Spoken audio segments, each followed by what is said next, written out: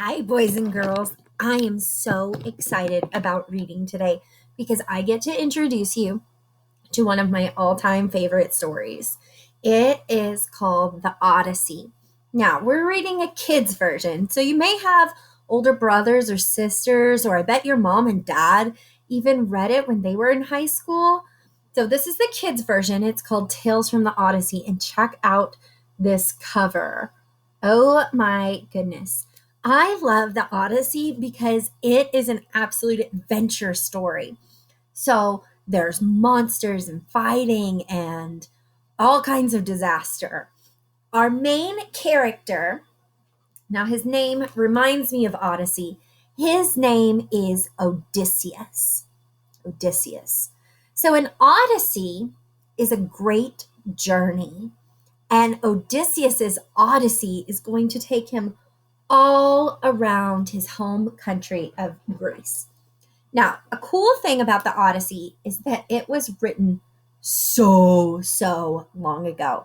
And it was written by a famous Greek poet named Homer. Homer wrote two famous poems, and he wrote these sometime around, we don't really know, the 7th or 8th century BCE. So think about this. We're in 2021. We go back 2021 years to the year zero. And then we go back another 7 to 800 years. So this story is over 2,000 years old. Isn't that crazy to think about? All right, let's get started. You'll notice this is not written as a poem. The original was. This one has been translated into English from Greek and also has been made into a narrative by Mary Pope Osborne. Now, you probably know Mary Pope Osborne because she wrote all the Magic Treehouse books. So she has made a kid's version of the Odyssey. This is called the prologue. A prologue is what happens before a story begins. So this is before the main part of a story, but she's going to tell us some important things that we have to know. Here we go. In the early morning of time, there existed a mysterious world called Mount Olympus. Hidden behind a veil of clouds, this world was never swept by winds nor washed by rains. Those who lived on Mount Olympus never grew old. They never died. They were not humans. They were the mighty gods and goddesses of ancient Greece. So, over 2,000 years ago, in ancient Greece, people believed in gods and goddesses. Kind of interesting, right? It's what we call polytheism. So, believing in multiple gods and goddesses is polytheistic. The Olympian gods and goddesses had great power over the lives of the humans who lived on earth below. Their anger once caused a man named Odysseus to wander the seas for many long years, trying to find his way home. Almost 3,000 years ago, a Greek poet named Homer first told the story of Odysseus's journey. Since that time, storytellers have told the strange and wondrous tale again and again. We call that story the Odyssey. The call to war. Long ago on the island of Ithaca in ancient Greece, there lived a man named Odysseus. Though he was the king of the island, Odysseus lived a simple life. He enjoyed tending his fields and orchards and working with his hands as a craftsman and carpenter.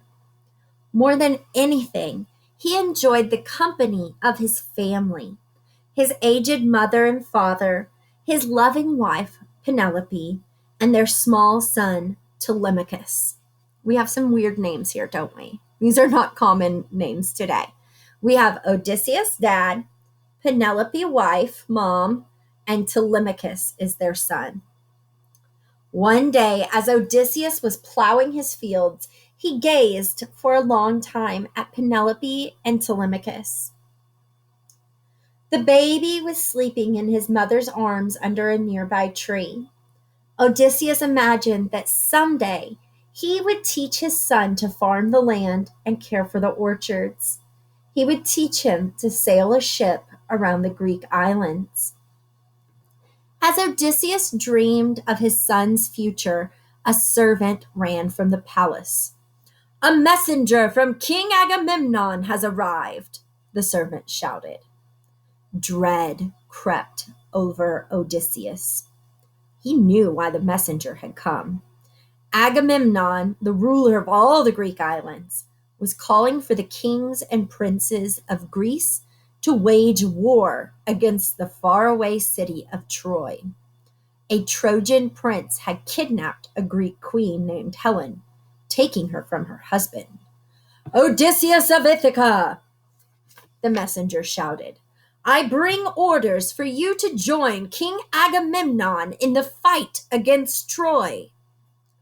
Odysseus glared at the man, trying desperately to think of some way to avoid leaving his family.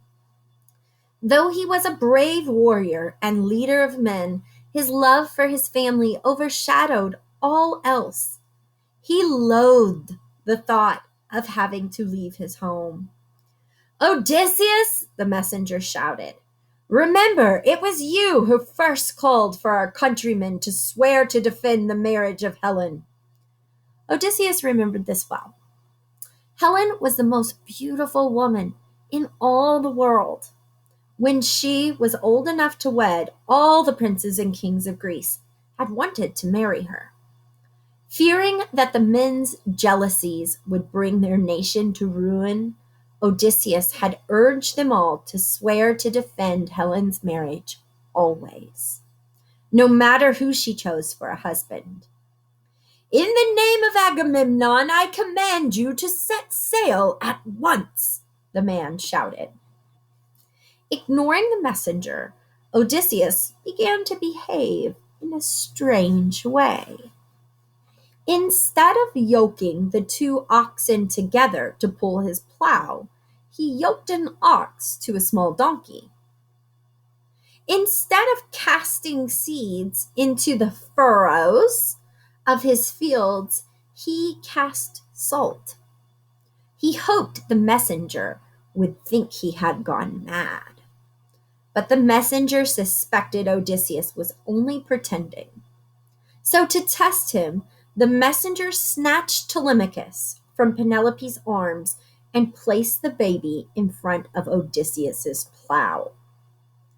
Now, a plow has these big, sharp metal pieces that scrape up the land. Penelope screamed. Odysseus quickly turned his plow so he would not harm the boy.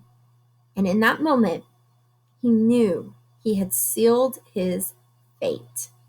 He had proved his sanity. He would now have to leave his family and answer the call to war.